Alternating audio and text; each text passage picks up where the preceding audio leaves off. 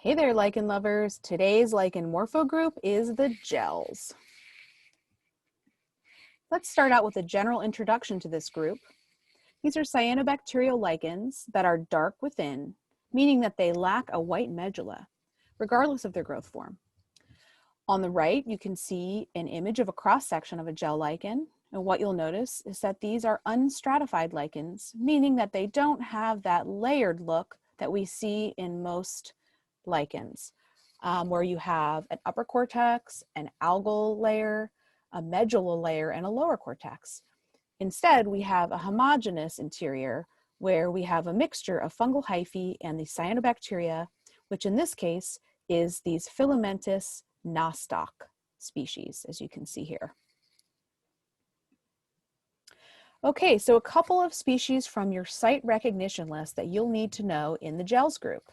Let's start with Kallima nigrescens.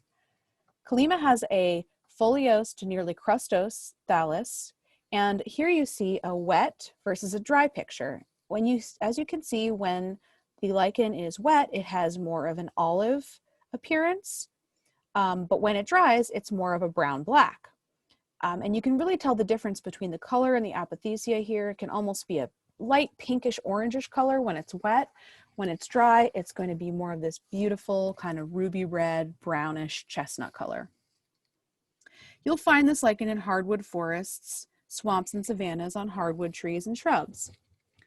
One thing is that under the light microscope, the cortical surface, so the cortex, appears irregular with filamentous hyphae. So that will be helpful in characterizing this species, Kallima nigrescens. Next up, we have Leptogen Saturninum. Again, we have a dry sample on the left and a wet sample on the right. And you can see when it's wet, it almost looks like a seaweed. It's got kind of a greenish color. It's kind of translucent and shiny. And when it's dry, it's got a very dull, kind of sooty look to it.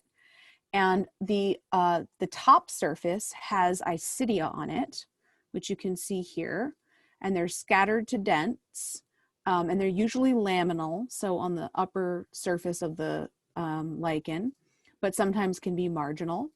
And that's what gives it this kind of rough, sooty kind of look to it.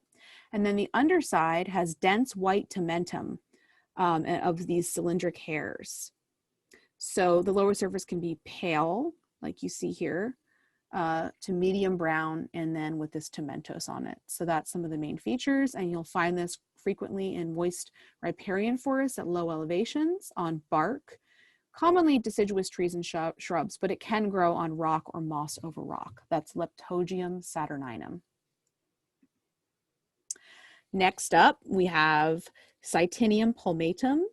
This lichen used to be classified as a leptogium, so you might see it written as Leptogen Palmatum.